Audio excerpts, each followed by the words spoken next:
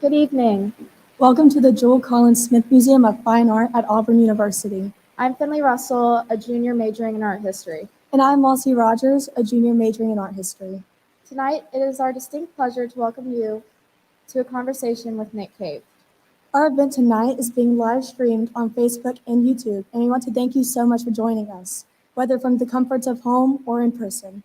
If you are here in person, please remember to wear your masks and silence your cell phones. And now to introduce tonight's program, please join me in welcoming Cindy Malinick, Director and Chief Curator at the Jewel.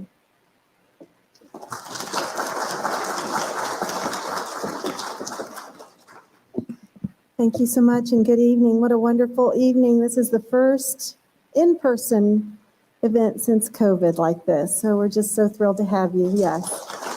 So glad everyone's here.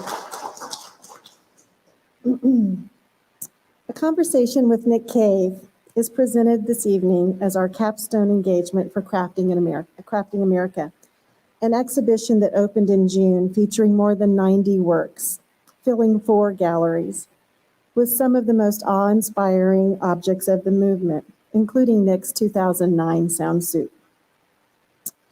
Organized by the Crystal Bridges Museum of American Art in Bentonville, Arkansas, crafting addresses life, liberty, and the pursuit of happiness. From the viewpoints, though, of those who have felt and observed the denial of those inalienable rights. And despite that, they have created astonishing pieces that reflect their beliefs and heritages, and perhaps a way forward. Auburn is the only other venue in the country to host this monumental survey, which closes on Sunday. I'm grateful to the entire staff of the museum for their intentional and thoughtful work on this exhibition to ensure that our role as an academic museum pushes ahead, as well as the many classes and visitors who have spent time with us these last few months.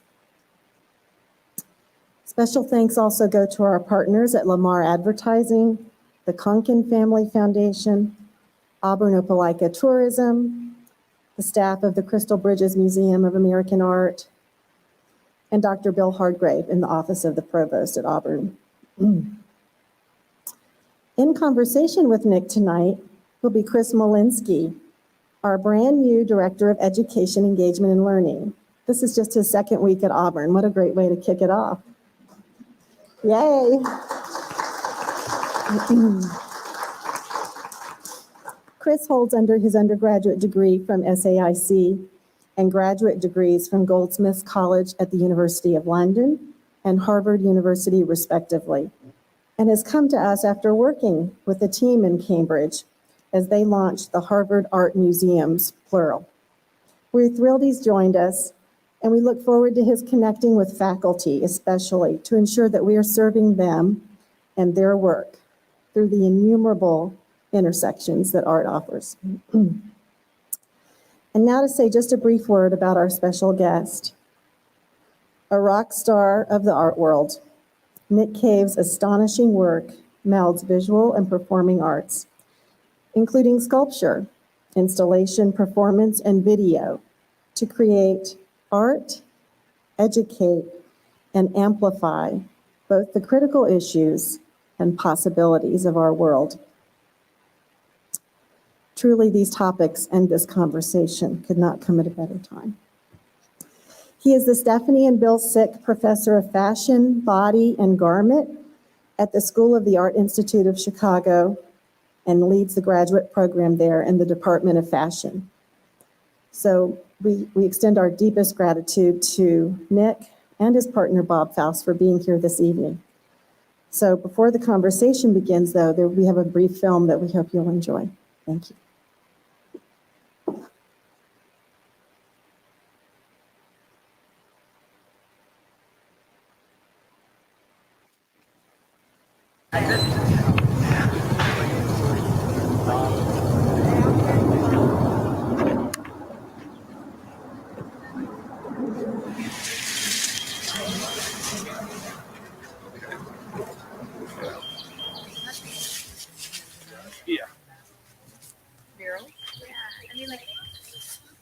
Okay, it's fine. I want the video to look like I know what I'm doing. Okay. Fence goal. Yeah. Or hold it like that.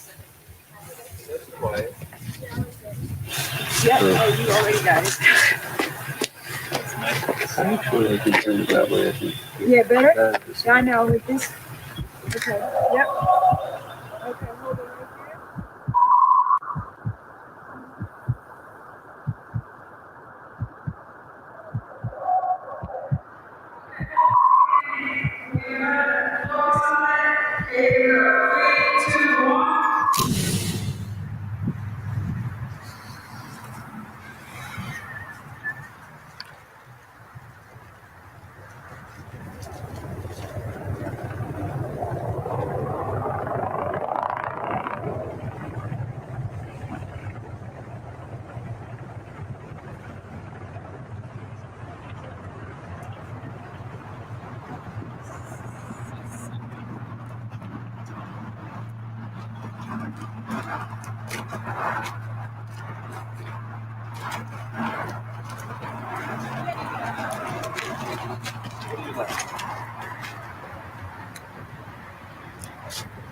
No.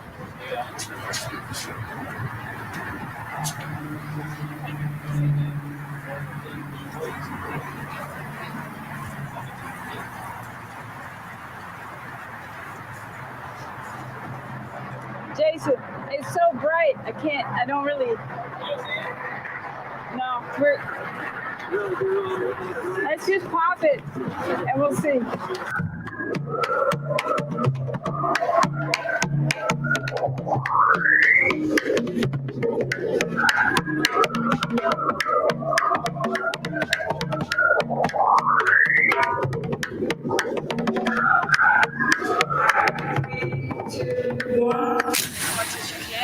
But and I don't really want to crop your legs. I don't want to crop right? your legs We either. want to see the whole thing.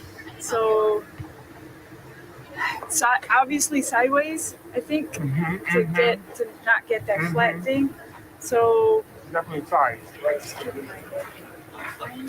head on the front.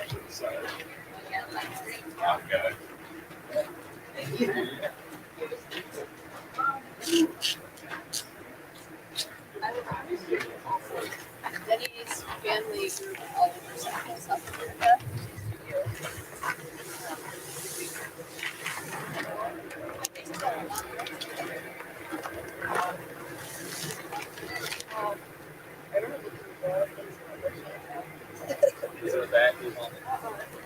I mean, yellow pants for you and me.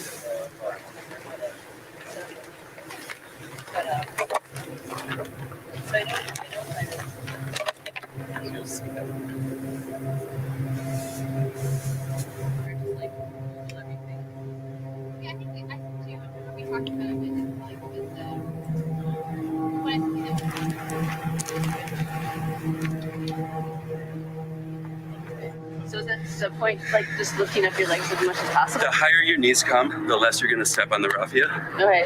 And you're going to. So don't wig out when that happens. Okay. It's okay. They're performance suits. I know. You don't have to go super fast for it to look really beautiful either. Yeah. Okay, let's not try to like crazy run. Yeah, You don't have to. We just ran. You can Yeah. do the other thing. Yeah. A little trot. Yeah. Let's do a trot with the grace. Kind of Okay. feeling. Okay.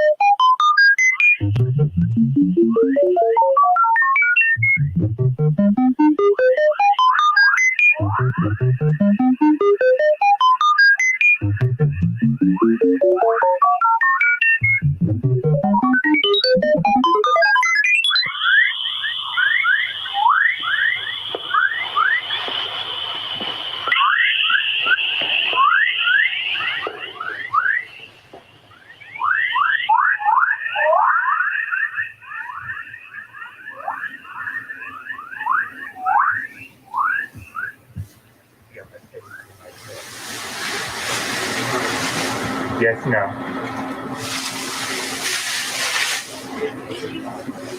Part of me thinks that if you don't have, we might be serving ourselves better to not have this. I think so. Yes, I think it's probably the other one. I think so too. You know, if there's a racial undertone. I know you're trying to. You want me to button it or just put it on your head? Button. So I'm going to look like this. You want the yellow on the front, I think. Yeah.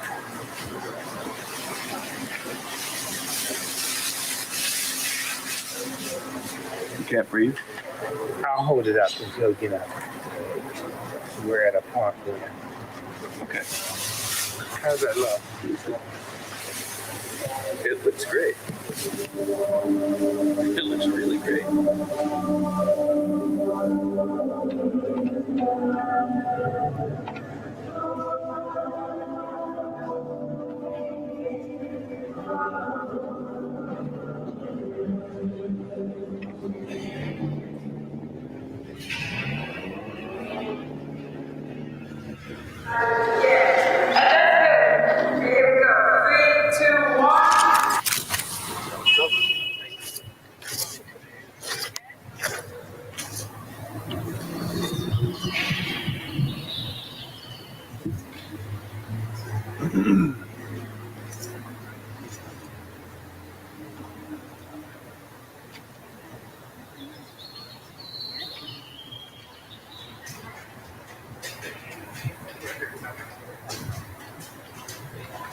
Probably one just in the air. It's gonna work better.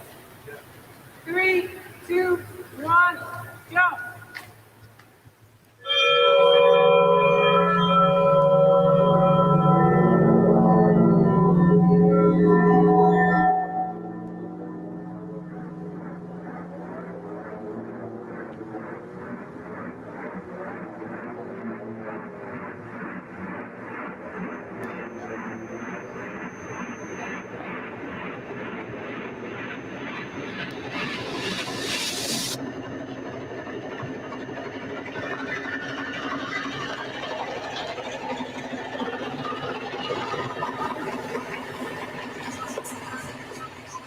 We're almost there. We made it the whole way. Ready?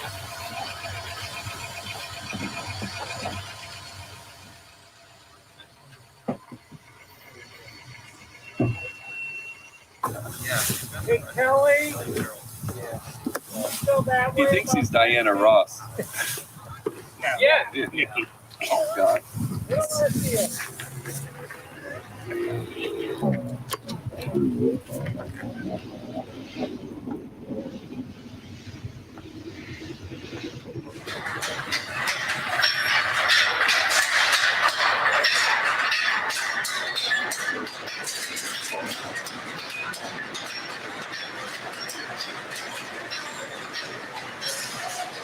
So, can we either use those crates to put the mannequin on top of, something to put everything on top of? Build the whole thing first.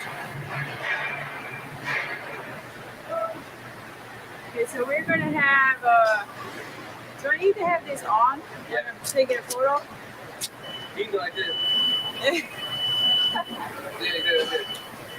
Part of the green. Yeah, I know. I would. I'm guarding it.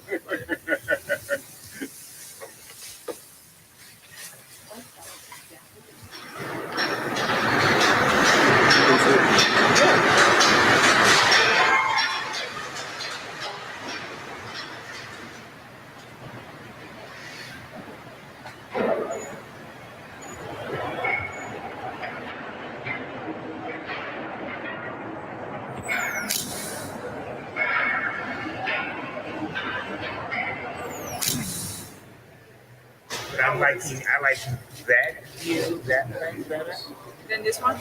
But it's in the back. It's okay. Slight turn.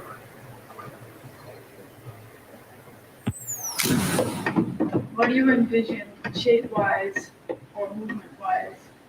I think what they're gonna do is we'll just static Okay. first, Mm-hmm. and then we're up here. I might as well be moving, you clicking. Yeah. All right. Shot.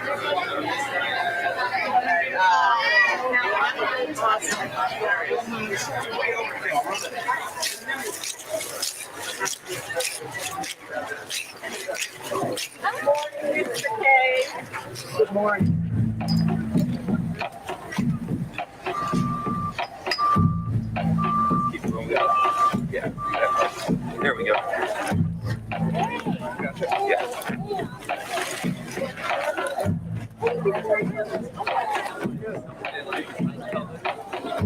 trying to avoid.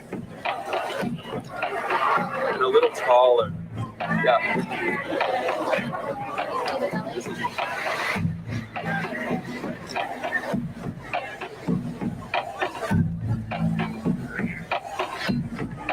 Okay, what are we doing? How much time you've gotten you? None.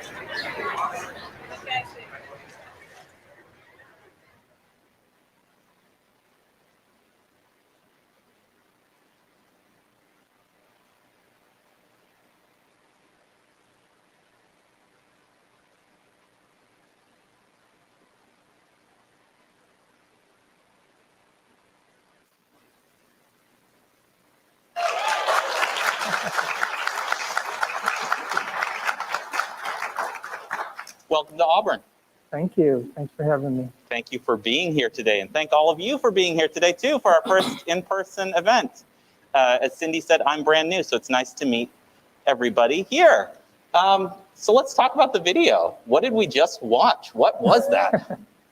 So that video was titled Here, Here, and that was from a project, a solo project that I had at Cranbrook Art Museum, and this was us photographing at historical sites in Detroit in order to produce the book Postcards from Detroit, and which is this book of, I think it's about 15 sites that we went to, and it's about this big, and it's just these oversized postcards of all the Soundsuits photographed in these locations. And so that was really the behind the scenes of that. I'm struck by so many things in the video, and I'm sure you all are as well. For me, there were so many different forms of making that we don't associate with the studio-based process or the making of these objects that we assume kind of happens behind the scenes. There was so much visibility of the camera. The camera was really foregrounded as part of your process, and also just the tenderness and care. I mean, I was struck by seeing Bob in there and seeing him kind of taking care of you in these interactions, you know, brushing the outside, but also just the kind of community that's created of care that happens in that making. I don't know if you, yeah. Yeah, I mean, you know, I think, you know, this was not, did not sort out to be a video work, but it became that because of, it was, you know, it's, you know, it was so innocent, it's so sensitive, it's so tender, and just in that moment. And that's why I think it was so beautiful, because it was really sort of, it just, everything just happened in that moment of you know, there was a lot that you were sort of, that was revealed, you know, the process of putting on and sort of situated in these sort of environments, and just what it takes in order to sort of get a work ready, and just the sort of, and yet the volume of something that becomes activated,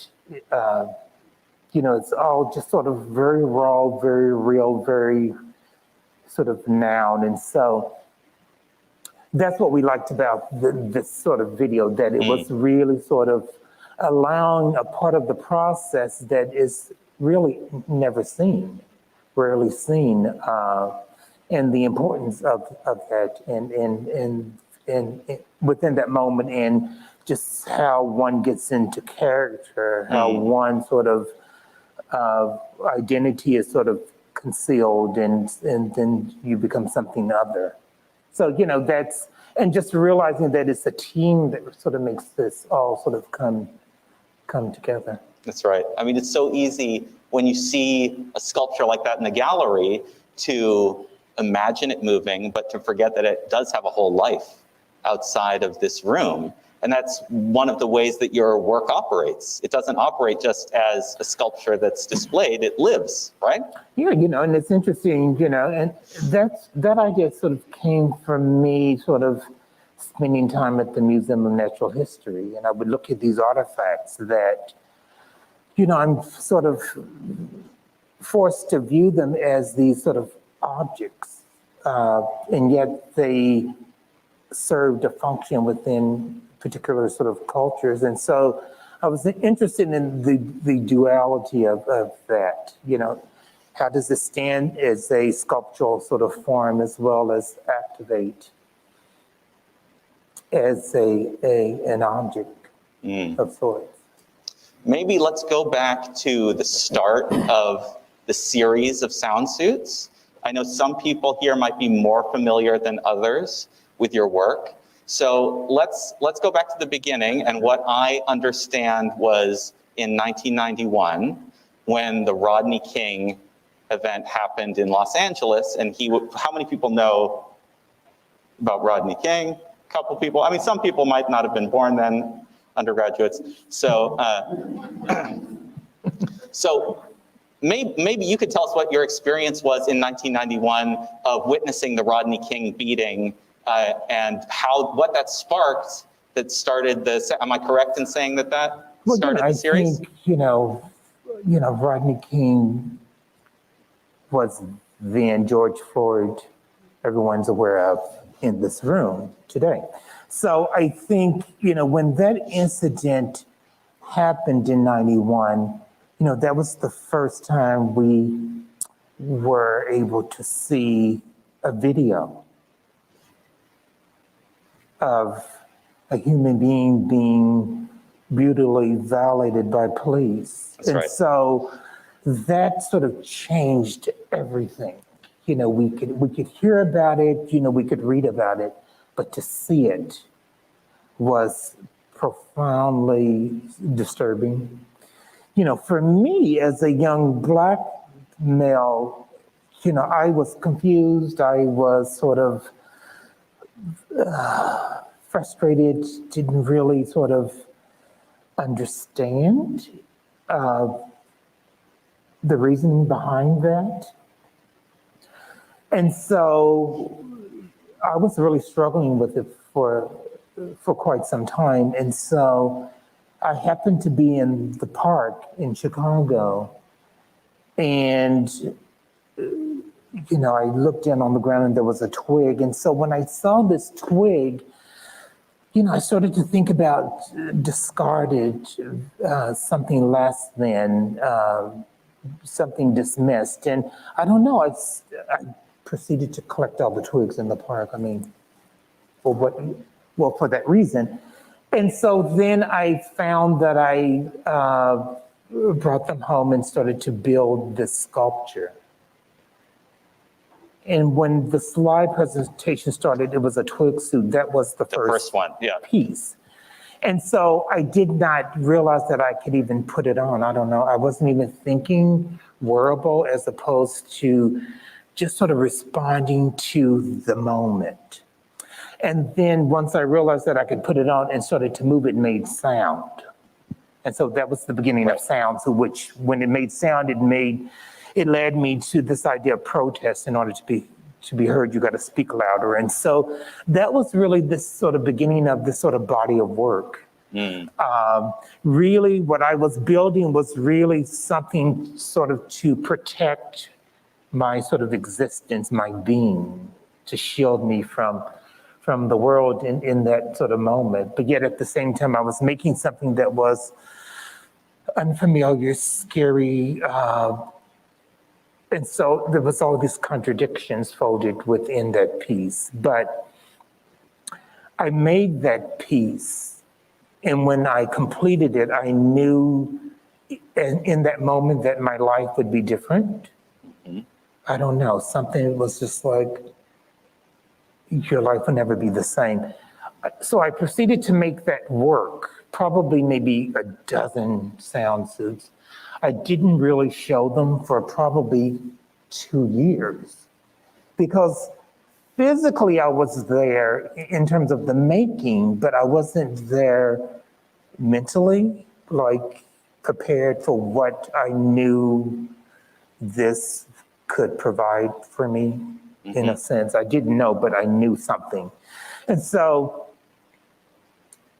you know, once I sort of wrapped my head around it and started to understand the power in the work, was then when I started to release it out into the public. So it took a minute, but you know, at the same time, I was really sort of using that moment as a way of calibrating and really trying to departmentalize my emotions and feelings.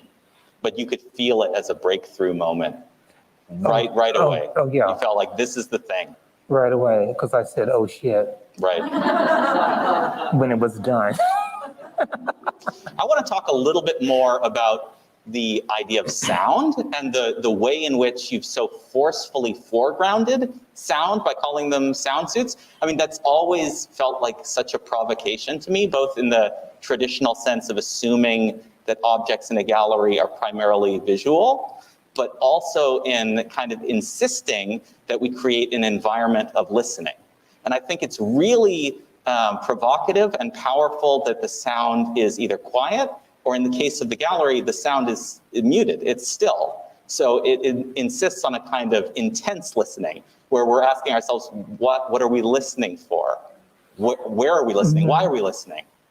Well, you know, I think in particular when I saw the piece here, I haven't seen it since it left my studio. But, you know, sound also is orchestrated through pattern. Sound is also through the visceral sort of texture of a treatment. Sound could be sort of, there is this sort of erect sort of positioning, which sort of evokes a sense of power, and so I'm interested in sound. Sound, you know, provides this sort of, in this case, the sense of alarm, setting the alarm, being an awareness that I find is very sort of grounded in the work. You're forced to stand in front of this particular object, and you have to be open to something other. What am I experiencing in this sort of moment? What is this? And how do we sort of break down those barriers and sort of how do we accept differences and how do we sort of come to that in this sort of moment of authority and power? So, you know, I think it's sort of built in all of these sort of interesting, sort of mysterious ways that sort of demands a certain sort of requirement from the viewer to sort of invest in the moment, read what the artist's sort of statement is, and to sort of reconcile with yourself what you are encountering. Sound also is completely tied to time, just out of necessity, but also it has this kind of profound insistence on living in a time. So it makes the object itself particularly insistent on living in the present, on saying that it's alive. What will happen when they aren't performed anymore, when they're just in the gallery space? Well, I think that's yeah, I'm interested in both. You know, I think it stands as a sculptural object. But I've always been interested in that, you know, as I was at the Museum of Natural History and I would look at these sort of artifacts and I would imagine its function. How was it serving that community? So part of my work is really sort of allowing the viewer to sort of to imagine, to reimagine, to dream about the context in which this object sort of fits in, the sort of history of this, why was it made? And so there is reason behind these choices and these decisions. There's reason for it to be a static object. There's a reason for it to be sort of performative. But both of these worlds are sort of the worlds in which I sort of operate in. In some moments, I have to get still myself. Sure. Sure. In order to understand what's about to happen. One more thing about sound, and then we can move on, I promise. But I when I'm in the gallery and the object's not moving anymore, I almost feel like the performance is reversed, and the sculpture in the gallery is the one doing the listening. Particularly because you can see some of the objects that we are in the slideshow have a kind of presence where they look as though they're listening, they're amplified, there's a kind of device that's navigating into the world as an extended ear or a body. And then particularly when it's still in the gallery, I feel like it's listening to us. We're no longer listening to it. Do you ever feel that way when you're? Well, I think it has a very daunting sort of presence about it, that it demands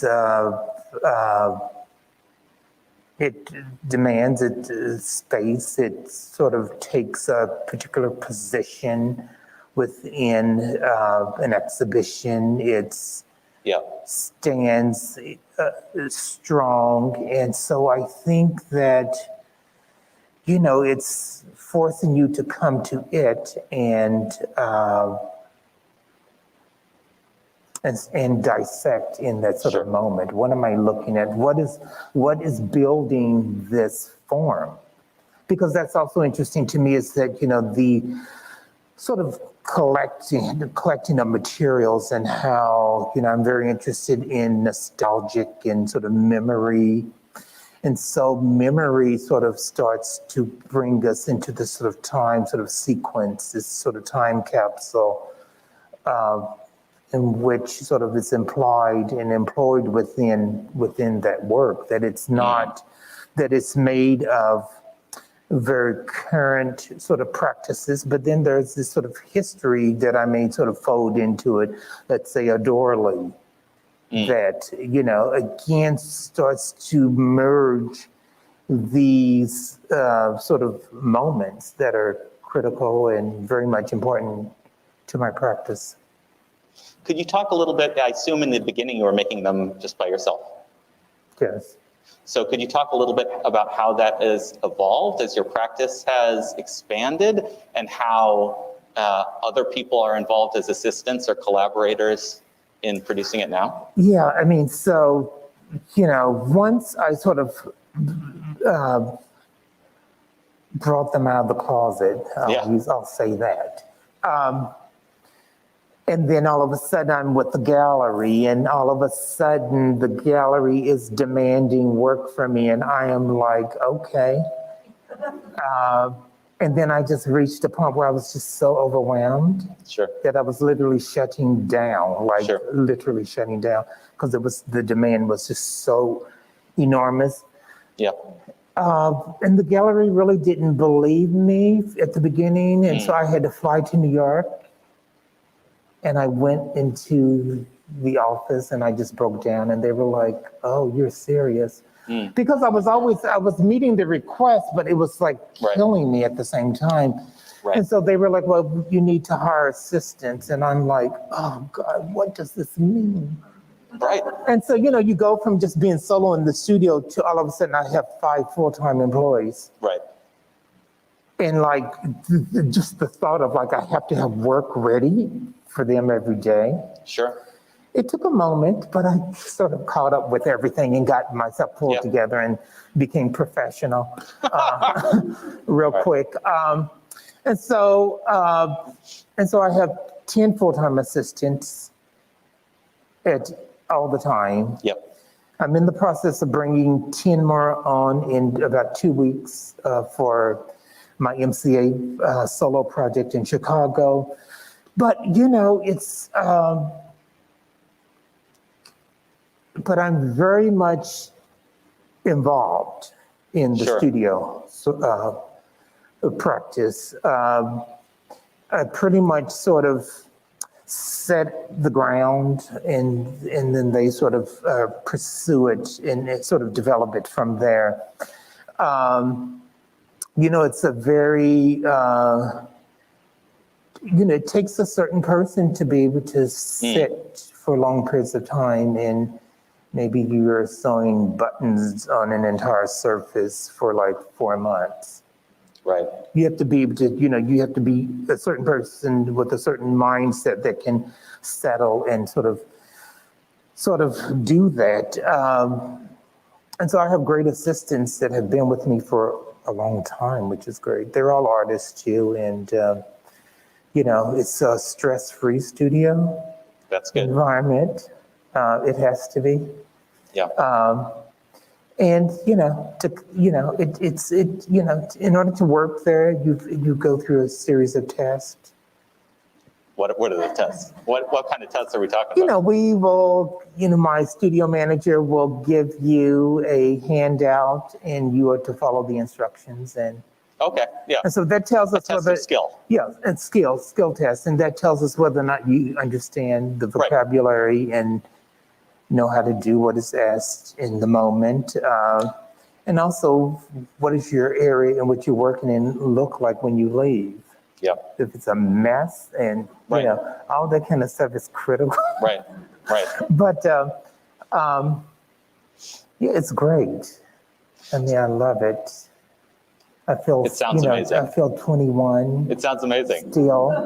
I mean, obviously it helps you sustain physically and create a much larger practice than you can do by yourself. But it also sounds like it might nourish you creatively to be surrounded by other people working.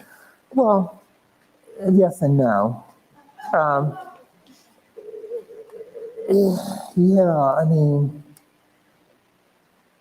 I need them. Yep. That's for sure. And it allows me to just, continue sort of dreaming and sort of paying close attention to the present in terms of what is required and needs to be done right now, as well as just thinking about things that are sort of coming down the pipeline. But in some ways, you have to become more of a manager. Then you don't have your own alone time to just make for 4 months. Oh, yes, I do. All right. Tell us. Oh, yes, I do. I mean, COVID was great. Yeah. Because they all worked from home. Right. Oh, my God. It was fabulous. No, but I have a studio manager, so she manages all of that. Right. And,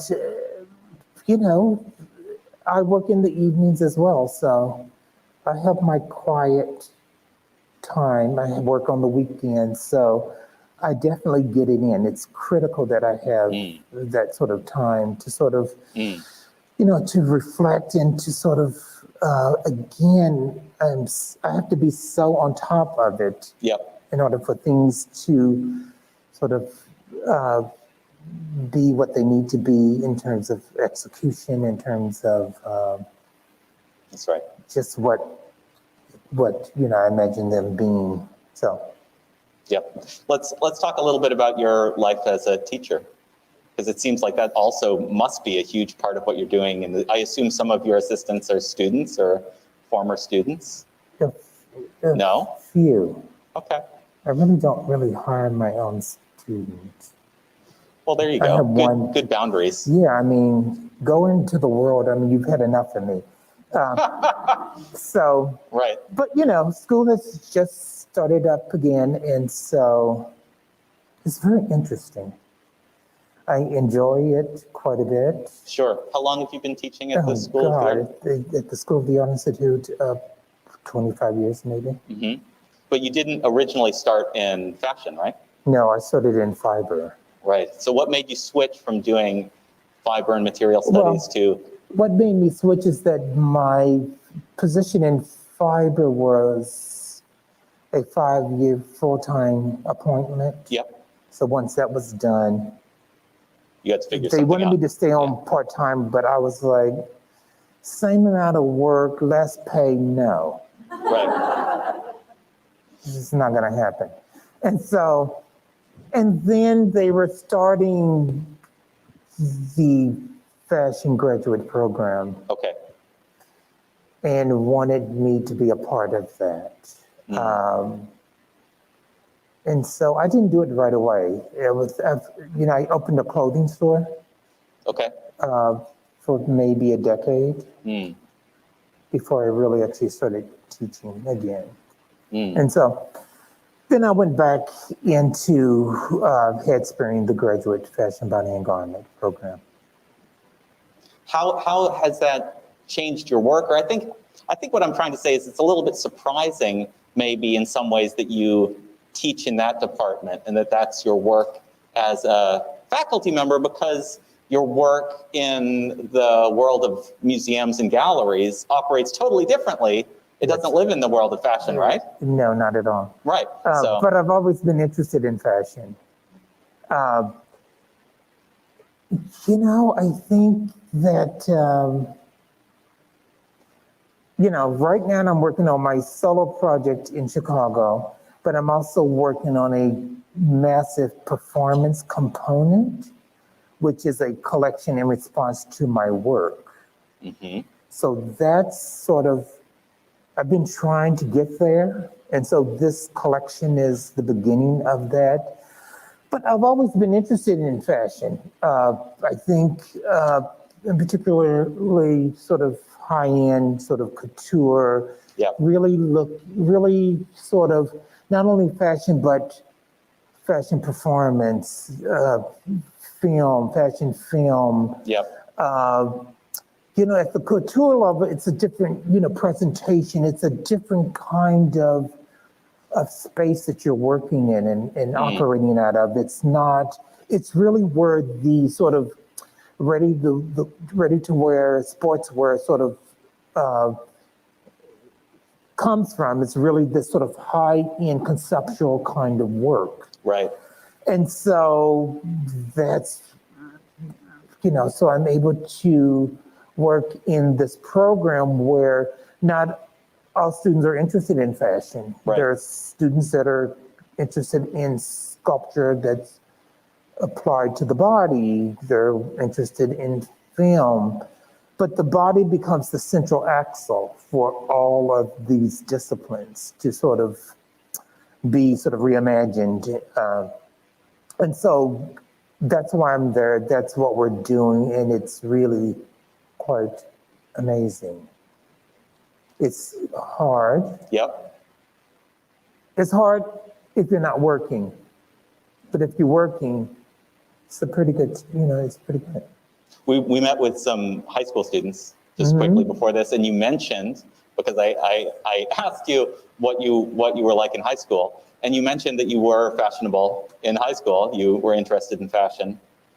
Yeah. Yes. So in some ways, do you think, was fashion like an inroad to thinking about making or thinking about different ways of making things?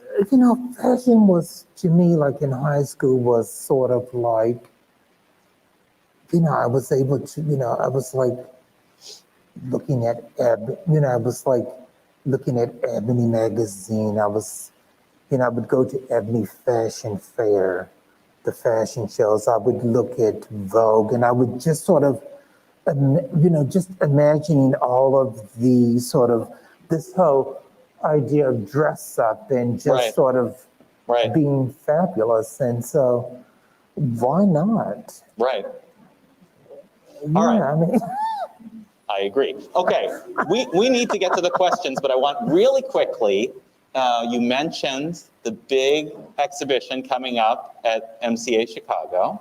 Very exciting. Could you tell us a little bit about what we will experience when we go there and see it?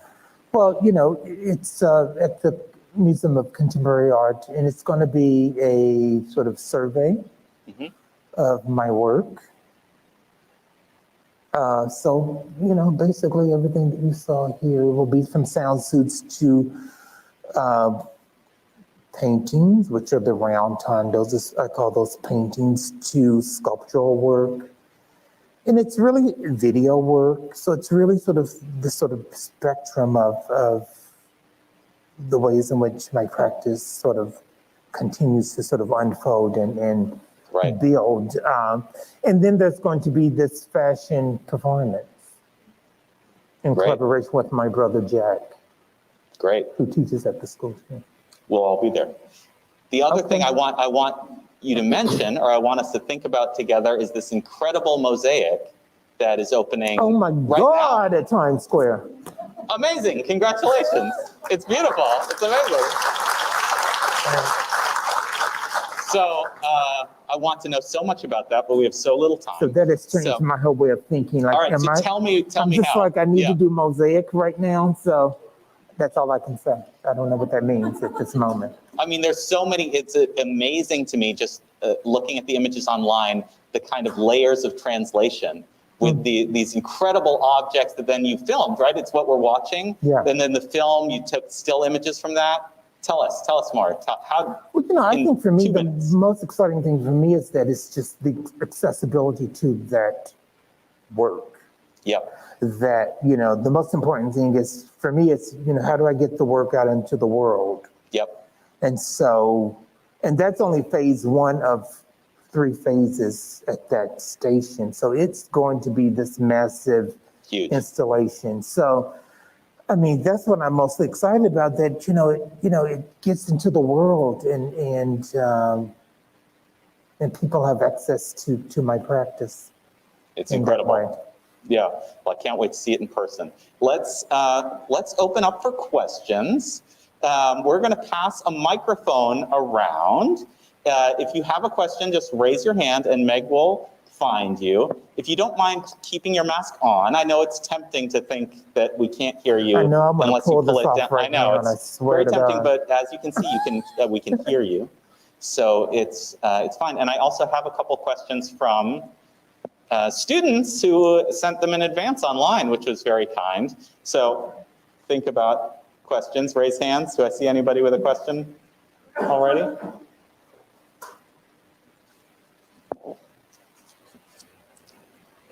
So one of your students is now a PhD student here. We just met Kim. Where's Kim? Oh my God, you're calling her out? Where is she? I am calling Kim out. Well, Kim, hi Kim. So you don't have to ask your question because I have it written down. All right, so in the future, if you want to submit a question, everybody, submit a question online and then you don't have to raise your hand. All right, so this I think is a great question. Kim was praising your work as her teacher and saying that when she was your student, you always gave her a vision to continue developing her ideas further. And now that she's here and training to be a teacher herself, she's wondering, what advice would you give to help people like Kim become good teachers, to give their students a vision and help them grow? Well, I mean, she was my student, so you should know that. Well, I don't know. Well, you know, I think that, you know, as a professor, you know, I have to be open to different points of views and allow, you know, the student to sort of come forward with what it is that they're interested in. You know, for me, it's always why, you know, number one, what matters to you and why. And so that is sort of the starting point. And then how do you then do the research and develop the work? But I'm open to, you know, there's so many ways in which one can sort of come to a practice. And so I just think it's about commitment and dedication and hard work. I mean, it's hard. Yeah. But it can happen. Raise your hand if you have a question. Jean, in the back. All right, I'll ask a question while Meg's getting the microphone. So Fendley Russell, who was one of the students he introduced, also sent a question in. What role does the selection of material, the kind of exploration of different material, play in the creative process for you? Well, what, the role is probably the most important role. For me, it's, as I tell my students, it's not always the material that you are comfortable with that sort of provides you the answer. It may be that it needs to be in clay in order to get the point across clearly. So I'm committed to my decisions as I'm sort of developing the work, but I'm also part of me remains very, very wide open to the possibility that it may have to shift, or I may have to fold another material into the development of the work. My work, I don't really draw anything, I just sort of make. And so that's how it's always been for me. So it's not that, and sometimes it doesn't work. And so I have to find a way to let it go. How often do you do that, just like projects go? When I have to let it go. Yeah, when you have to. It does happen though, but. Sure. All right, Jean, do you have the microphone? I do. Can everyone hear me? We can hear you. Speak Okay. a little bit louder. Okay, so my question is, if I was a student in your class, could you give us like a little example of how you prompt your students to create the work in your class? Like, what sort of parameters do you give them, and what sort of things do you leave up to the creative process, I suppose? Okay, and that's interesting because that's what I do. It's all first semester with incoming grads. It's all based around prompts. So school started last Thursday.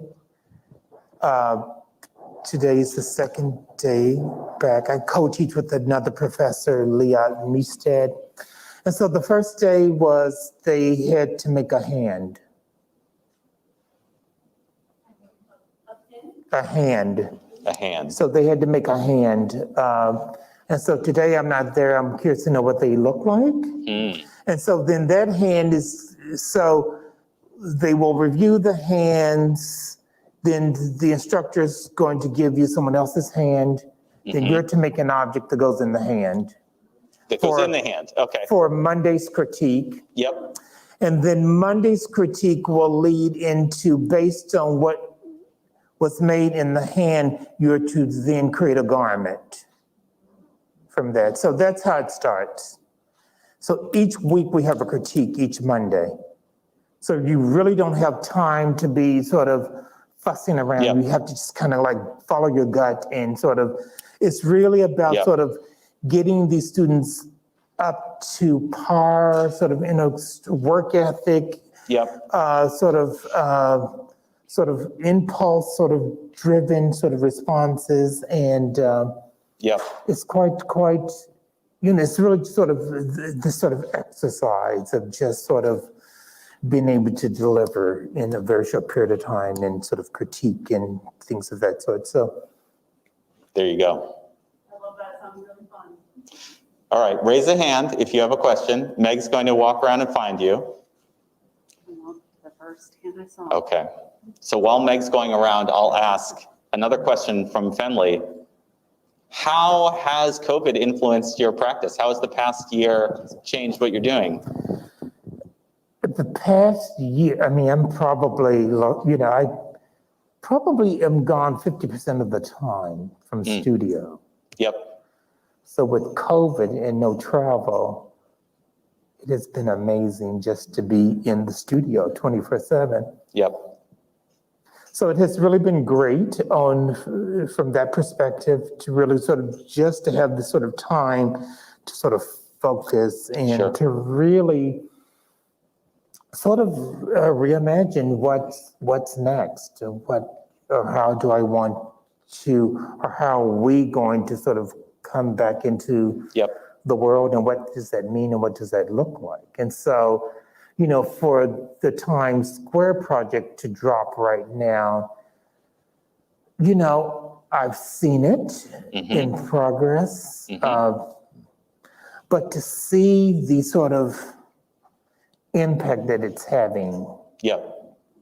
And understanding that we just are in desperate need for cultural stimulation and just creativity. It's sort of like, you know, it's really sort of answering a lot of questions. Good. All right, we had a question over here. Yes, you indicated when you put on one of the sound suits that you have to get into character. And I was wondering the role of personality. And do you create a suit with a personality in mind? Does personality even play a role, or does a personality emerge?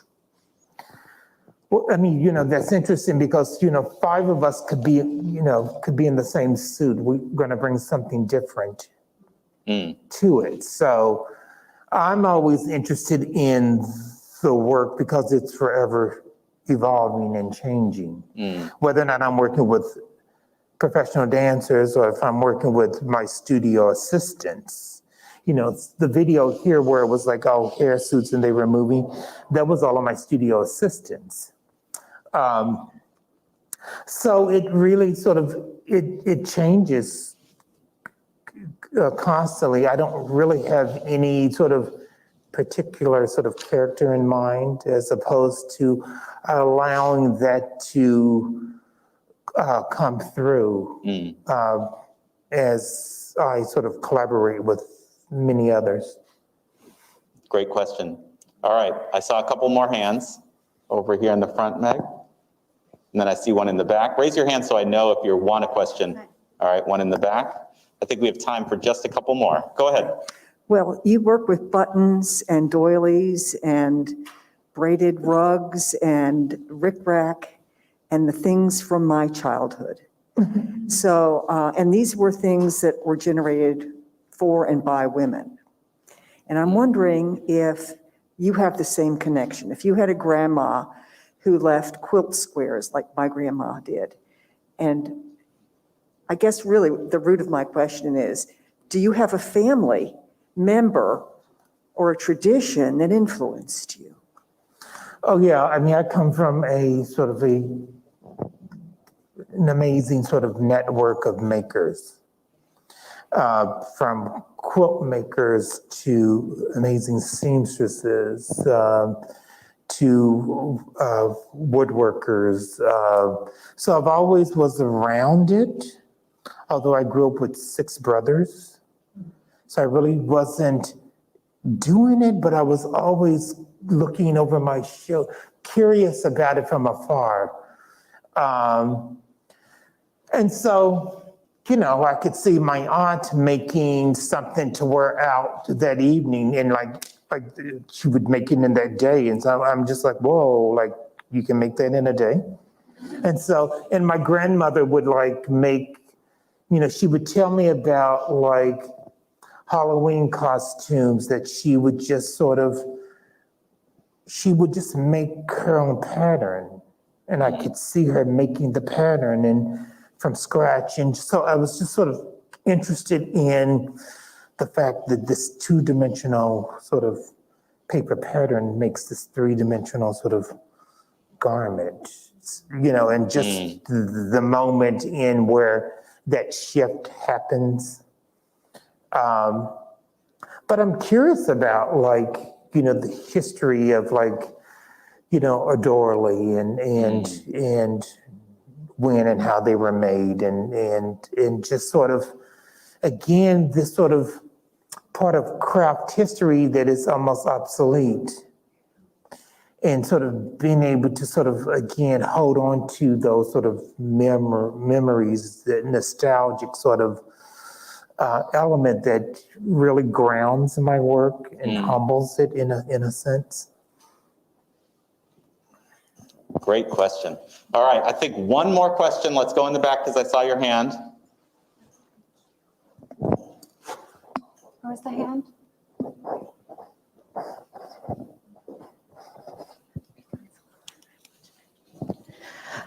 Okay, I hope this comes out right, but I want to ask you, today in our classroom, we had a conversation about the inevitable ambivalence towards being midway through a project and deciding, I'm not sure I like where it's going. How do you personally, as an artist, deal with it, and how do you tell your students to deal with it? Well, how do I deal with it is just fighting to come to the truth of it all.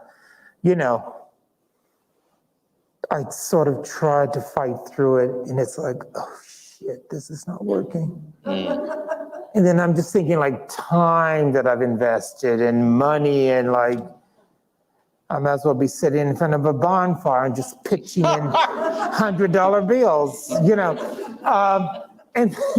and then I just have to let it go. Right. I mean, with my students, I sort of try to walk them through that process. What do you do if you don't want to let it go? Do you have a way of working through the difficulty in the middle to Well, if you don't keep going? want to let it go, I'm also curious to see where that leads you. Because, failure is also sort of, provides the answer for the most part. So I'm willing to allow you to go through that process, but it will reach a point where I'm like, let's move along. Right. Well, in the spirit of moving along, thank you all so much for coming today. I wanted to make sure everyone knows the galleries will be open until 8 o'clock. If you haven't seen the exhibition, go see it now. It's spectacular and is closing this weekend. Nick, thank you so much for being here. It's such a pleasure to have you.